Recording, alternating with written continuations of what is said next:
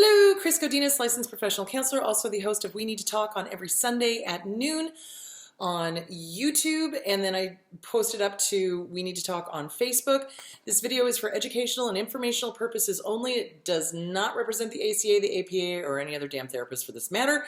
If you feel you need a therapist, please go to Google, type in Therapy City Psychology Today, will pop up, click on that, and it will have qualified therapists in your area.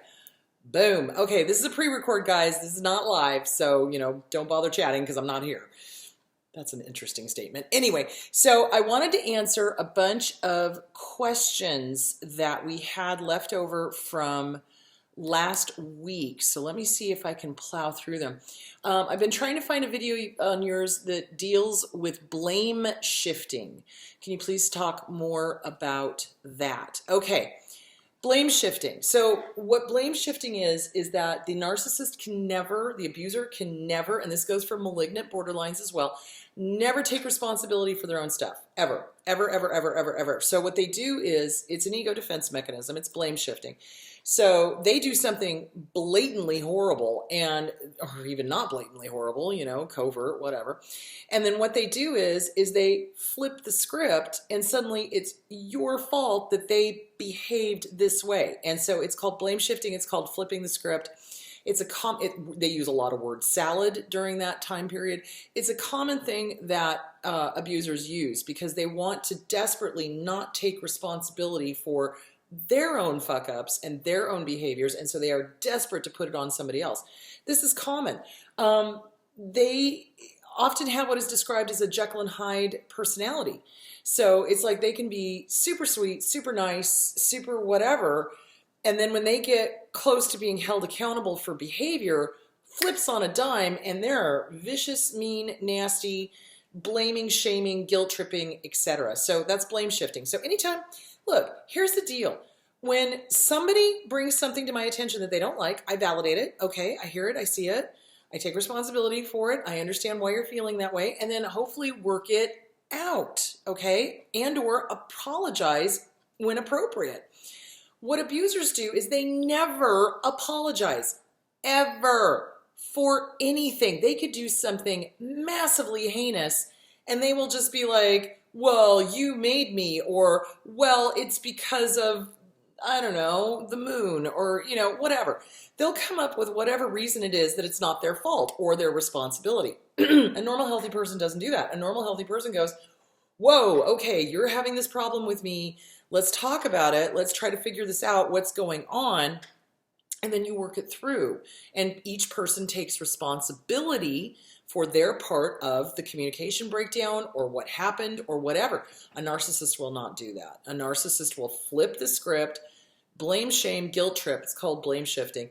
And it's so that they don't get to be responsible for anything. And they can be very charming. Remember, not all narcissists allow their mask to slip at all times. So narcissists can be very charming. And then when they don't get their way, they can be very scary. So that is blame shifting. That is, and I know I've talked about it in other videos. So if you want more information on it, I think it was in the video that I did on gaslighting, I think, because this is a form of gaslighting. So it's basically going, no, it's not my, it's not my responsibility. It's yours. And I did it because of you. That's gaslighting. That's lying. That's lying. Let's just call a spade a spade. It's lying. That is not, that's not taking personal responsibility. That's lying. So yeah, and people that don't take personal responsibility, that are unwilling to apologize, that are unwilling to discuss things, go to therapy, etc., that huge red flag. So yeah, so I hope that answers that question. Okay. Let's see where there were two other questions. All right, hold on. Okay, working on the inner child workbook. In the infant chapter, I've tried to interview family members on my life as an infant, but no one, not even my aging other parent, has any memory of it. It turns out that the narcissistic personality disordered parent, isolated me from the family. In short, for the first 5 or 6 years, I belonged to them and no one had contact with me. I'm not sure how to reconcile the lack of information. In a way, I feel like I don't resist, or I don't exist. Could you address this sort of thing in one of your videos? Okay. So when you are working the inner child workbook, there are going to be things you won't have answers to, especially if the narcissistic parent isolated you from other family members, okay? Or other family members are not willing to talk to you about your childhood. That often happens as well. So, excuse me. So in that case, you're just going to have to go with your gut instincts, your gut feelings. If you know you were isolated, you can kind of fill in the blanks with that. It's like, oh, okay, so I was isolated. I was only with the narcissistic parent. What do we know of narcissists? Well, narcissists are fine with kids until about age of 5 or 6 when they really start developing their own personality. And once they get their own personality, the narcissist is pissed because now you're not them. You're not an extension of them. You are your own little you. So you can bet that the narcissist was having you be their mini-me, or, you know, like what they like, do what they do. You were to be shown off. You were to be, you know, depending on what the narcissist was doing, what the agenda was. So for some narcissists, when they have children, the children are, how do I explain this? They are extensions, they're accessories. Kind of like the little dogs that you see people carrying in Hollywood. It's an accessory. And so they carry the child around. Oh, look at this. Oh, look at this perfect little being that is me. You know, that kind of thing. Other times, though, a narcissist has a child and they separate and isolate them just to abuse them because they're pissed off that they have this child. I've actually heard narcissists say, and this just pisses me right the hell off, say things to the kids such as, "You ruined my life." And the child is like 7 years old. And I'm sitting here going, how in the fuck did a 7-year-old ruin your life when you're the adult? Don't get me started. So they do. They make the child responsible for them having had a child, which is ridiculous because, you know, that's stupid. You were the adult not using protection. Hello. You know, or they use them as little accessories. So they either abuse, or they're like dolls to them, you know, dress up dolls. Really weird. Anyway, if you come across stuff in the inner child workbook that you don't have answers for, you can extrapolate what might have been going on based on what you know about narcissism. And then you just proceed as best you can and trust your gut. So like I've said, oftentimes people start going through the inner child workbook and a lot of emotional, physical stuff starts showing up. So pay attention to that. Write it down. What are you thinking? What are you feeling? Where do you feel it in your body? And then go from there. So, yeah, I hope that helps. Because, yeah, we're not always, and then sometimes there's cases where the family will not speak to us. Like, say, for example, they're all flying monkeys and they don't want to talk to us, or we don't really want to talk to them. And we have to kind of figure out what our early childhood was like. And you journal. And this is where EMDR comes into handy, or this is where rapid transformational therapy comes in handy, or, you know, that type of thing. So, you know, do the best you can. Don't worry about it. Trust your gut. You know, if you can get with a therapist to help you work it through, do that. The other question I had was on the Pete Walker book. So oftentimes people will be working the Pete Walker book and all of a sudden they just come to a screeching halt. Like just, nope, not going any further. And it's almost like they can't allow themselves or give themselves the permission to continue the work. So in that case, if you are so stuck that you just stop and you don't go back to it and you don't, you know, keep working through the original wound, that is the time to call in the cavalry. That's when you have to call for help. So that means that you get with a good trauma therapist and you figure out what the thought was. What is keeping you from continuing to grow? What is keeping you from continuing to do this book that has helped so many people? You know, it's like, what is it? What is it? What is it? What is going on that is stopping you cold in your tracks and going, nope, you may not do that. And that's basically what it is. And it may be something completely subconscious. It may be something from your childhood. It may be a message about, no, you cannot expose mom or dad for being, you know, less than perfect. You know, so you want to figure it out. This is kind of like, okay, that's the time to journal. Why can't I seem to go back to the PTSD book? What's going on? What is the non-permission? And you have to give yourself permission. So when you're doing your mirror work, you look in the mirror and you go, hi, good to see you. Have a great day. Hey, guess what? I give you permission to work on the CPTSD from surviving to thriving. It is okay to expose your abusers. You give yourself permission. Ooh, and even just saying that, it was kind of like my heart went, oh, geez, okay, I don't know about that. Do you see where I'm going? Even though I've exposed them years ago. But it's training that we get when we were kids. So yeah, take a look at that, see what's going on. If you're still stuck, get with a good trauma therapist and work through the CPTSD book with a trauma therapist. Okay, I hope that answered those two questions. Okay, there was that one. There was that one. Hang on. Okay.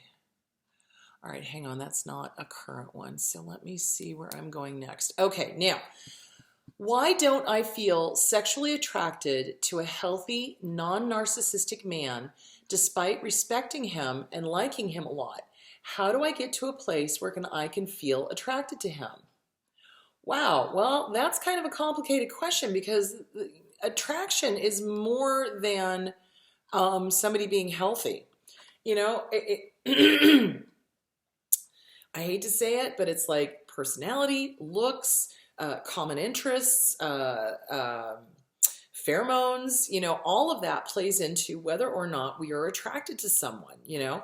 And so, for example, Brad Pitt, he's pretty to look at, but I sure as hell wouldn't want to have a relationship with him, you know, or, you know, it's like, do you see where I'm going with that? I mean, or that model that we saw in Tahiti, she was gorgeous, but then the second she opened her mouth, almost every guy was like, and we're done. Take off your clothes. We'd love that, but you know, no thanks.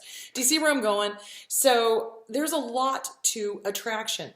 So part of what happens to us is when we are in abusive relationships, you know, as a kid, we have parents or have been in romantically abusive relationships, we think that that's what we deserve. And then when we meet somebody who's a good guy, we freak out and we're like, oh my God, I'm not attracted to them.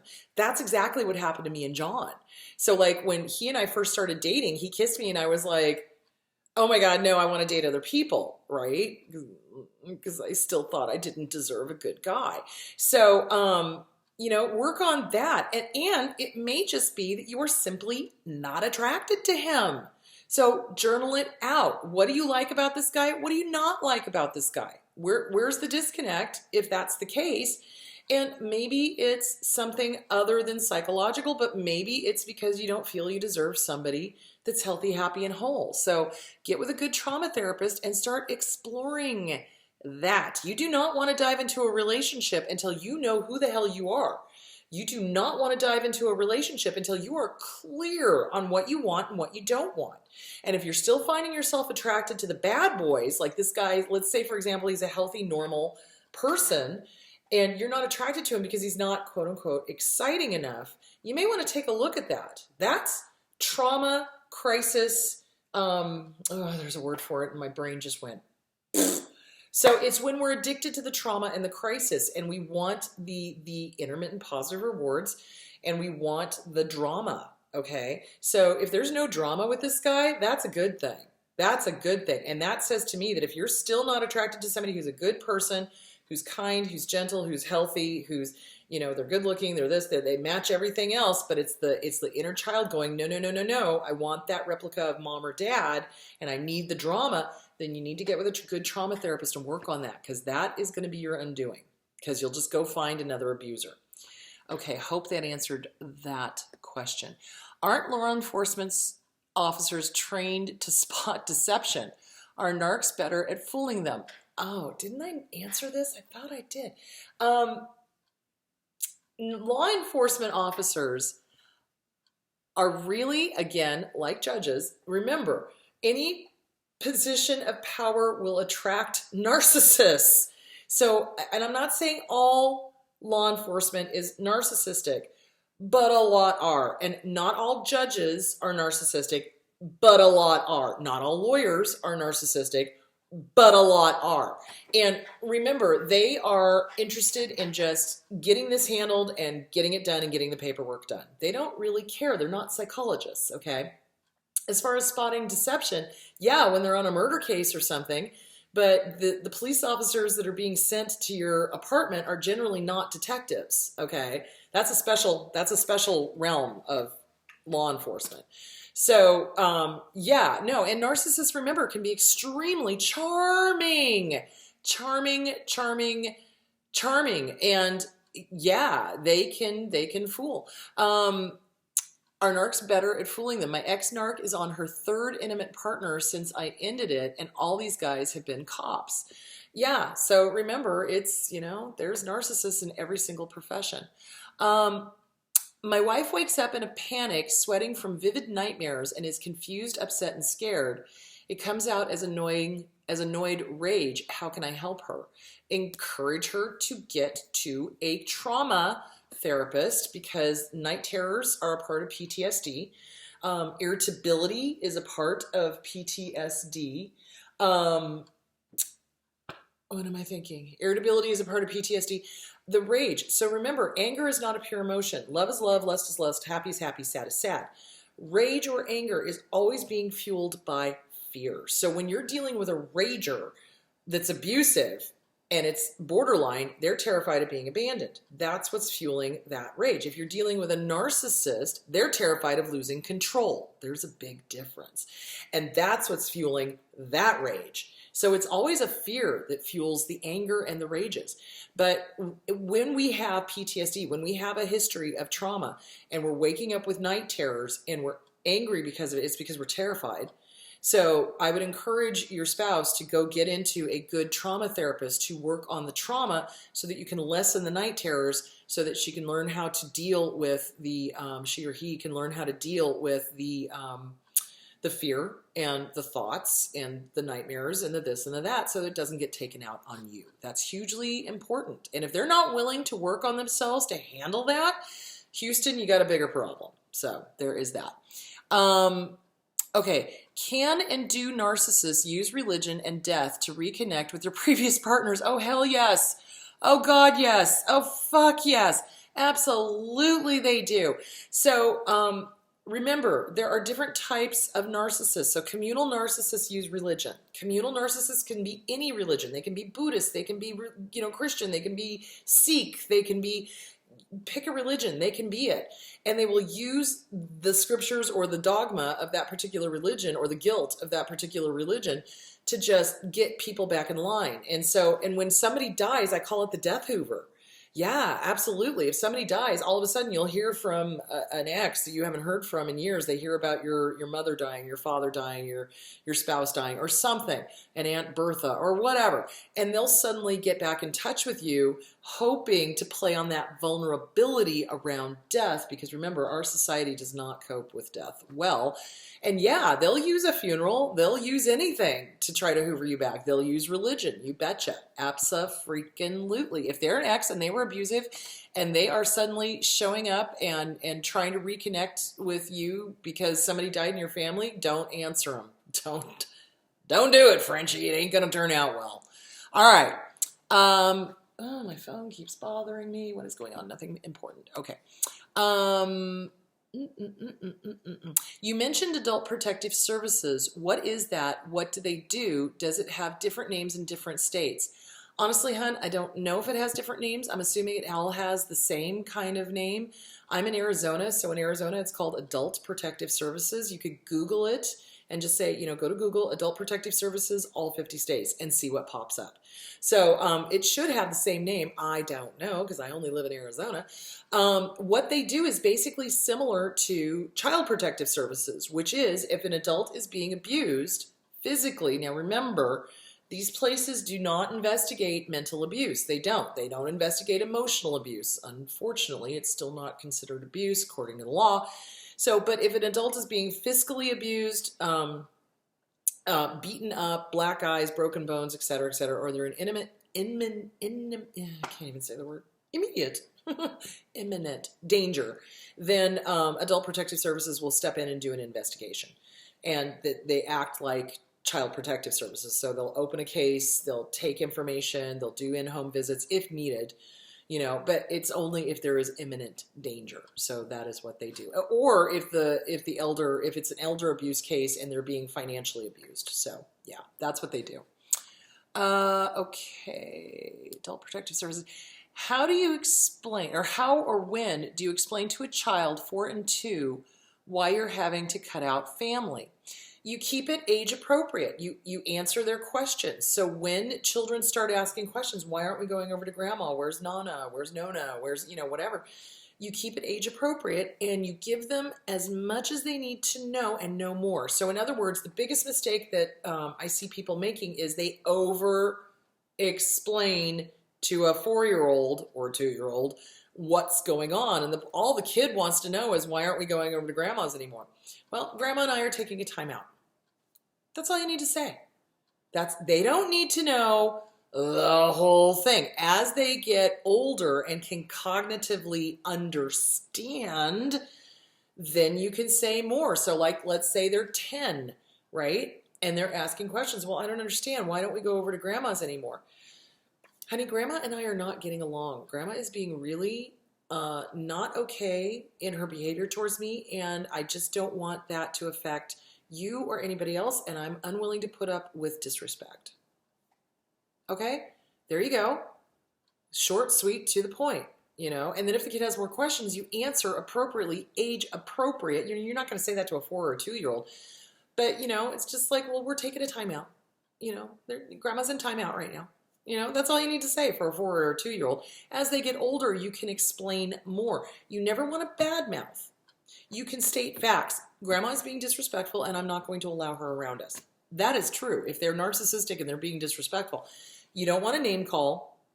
You don't want to put dispersions on them or any of that, because, you just don't. It's going to backfire on you. So you just, facts. You stick with facts. Short, sweet, to the point, age appropriate. That's what you do. And you do it at any age that they start asking questions. It's like, if the kid is asking questions, answer them.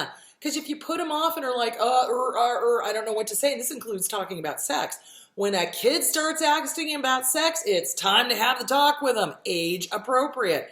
Biggest mistake people make is when it's an uncomfortable conversation, they go, let's look over here instead. No, you don't want to do that, because that tells the kid, ooh, we shouldn't be talking about this, and I shouldn't be asking about this, and I don't feel comfortable bringing it up now. And you don't want that. You want to keep the line of communication open with your children. So let me state this again.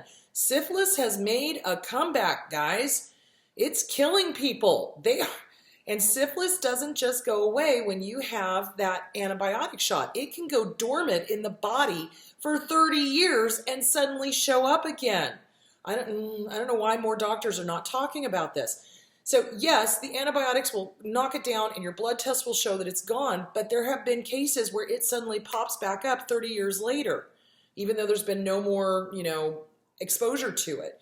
So you must talk to your children, and I mean now, guys, now, not tomorrow, not sometime in the future.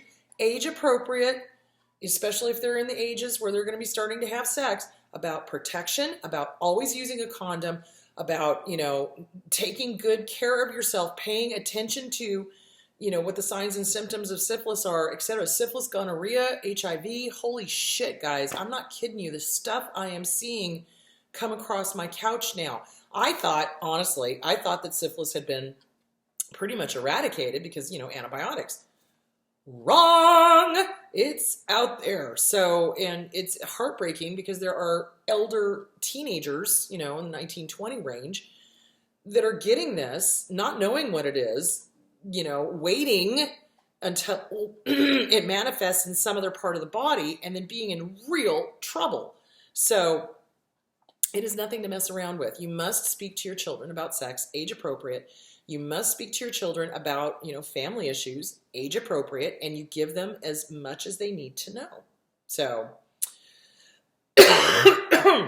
as far as the family issues are concerned, as far as the sex is concerned, obviously you're not going to be talking to a 4-year-old about syphilis, but you are going to be talking about personal space, and you're going to be talking about, not allowing people to touch you and, things like that. As children grow up, you need to get more detailed, and you need to explain to them why it is important to protect themselves and use protection, male and female, because these diseases are still out there. So, sorry, that's a little personal thing. I'm sorry, it just breaks my heart when I see a 19 or 20-year-old facing being blind because the syphilis, he or she waited too long and the syphilis settled in another part of the body. So, and now they're not going to be able to function. So, all right, where was I? Holy crap! Let me get back to this. Hang on.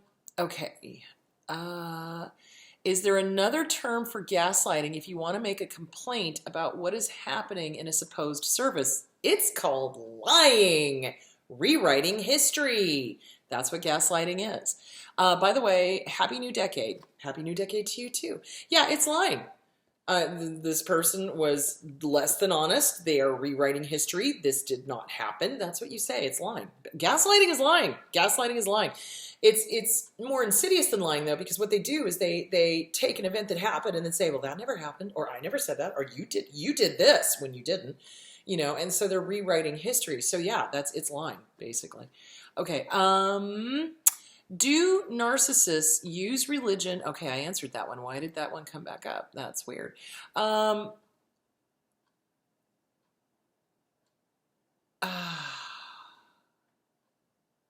Dear Chris, could you put something out on a sort of letter that came up in one of your earlier videos, a sort of letter that helps to let go, not meant to send? I'm not sure I understand that question. So, but let me tell you what I tell my clients when I'm telling them to write letters to let stuff go. What you do is you write a letter to the person, okay, that you are having difficulty with. You do not send it. Do not send it. Please, for the love of God and all that is holy, do not send it. It's not going to do any good. They're not going to get it. They're not. So this letter is basically for you. So in the letter, let's say that it's an abusive parent. Let's say it's dad. Dear Dad, here's what was good about you. If there was anything good, there may not have been, okay? In some abuse cases, there is abso-fucking-lutely nothing good about the abuser, and they can go roast in hell as far as I'm concerned. So in that case, you skip the good and you go to the bad, and you talk about the bad stuff. And then you go to the ugly, and you talk about the ugly stuff. And then you go to the horrific, and you talk about the horrific stuff. And then at the very end of the letter, you take your power back. Guess what, Dad? You have no power over me anymore. I take my power back. Fuck you. I can think good things about myself. I give myself permission to be happy. I am the boss here. I am the owner of my own mind, my own thoughts, my own body. Fuck the fuckity fuck out of you, you fucking abusive piece of shit asshole. Go fuck yourself, roast in hell, love me. And then take it out to the barbecue, read it out loud once, and burn it. That's what we do with letters. It's to help your mind get into the habit of letting things go. Because what we learn from our abuser is to hold on to grudges. We learn very quickly that revenge, resentment, and grudges are a great way to rage. Or in the case of alcoholics, it's a great excuse to drink. So you want to get into the habit to let go stuff. Let go of the resentment, let go of the anger, take your power back, tell your abuser everything you always wanted to say but was not safe enough to say, and then burn it. Let it go and get into the habit of letting it go. You cannot change the past. You cannot. All you can do is take your own power back and keep moving forward. So there's that. All right, I hope that answered the question. I know we all hurt sometimes, but sometimes I'm afraid to become one by exposure. Can that occur? Okay, so when we are around narcissists, when we are around abusers, and when we are around malignant borderlines, we pick up what is known as fleas. We pick up fleas. We adapt their behavior. So people that were never ragers in their entire life suddenly find themselves being ragers. People that never lied suddenly find themselves gaslighting and lying. People that never, like in their past history, they never did any of this stuff. And all of a sudden they're with an abuser who does this, and they're suddenly picking up all of these behaviors. It's called fleas. Yeah, we pick up the fleas, and it's up to us to squish the little bastards. So So it's really important to work on you and get the hell away from these abusers. Because part of the problem is that when we have been groomed to be abused, we don't have good boundaries. We're very codependent. And so we start adopting behaviors of whoever we're with in order to be loved.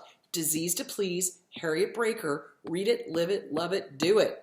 And the only thing I don't like about that book is that she has a tendency to kind of bag on men. I don't like that because she's kind of like, oh, women are the victims and men are the abusers. Women can be the abusers too. Abso-fucking-lutely.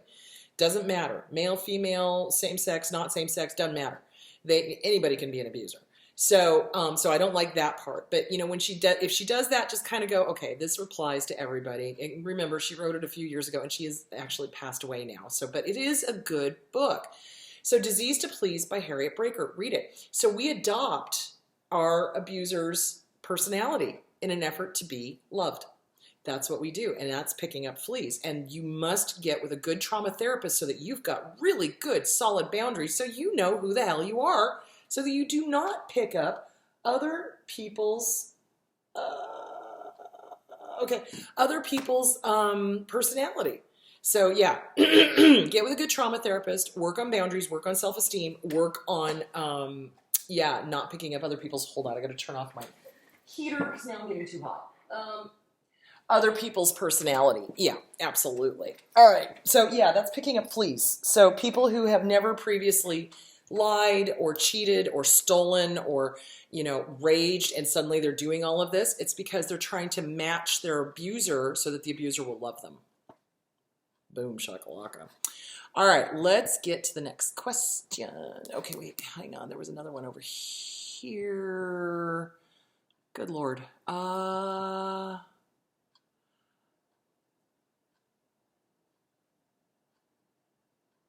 Okay, I'll answer that one in just a second. Okay, yeah, that one's going to be a long one. So, okay. Where are we?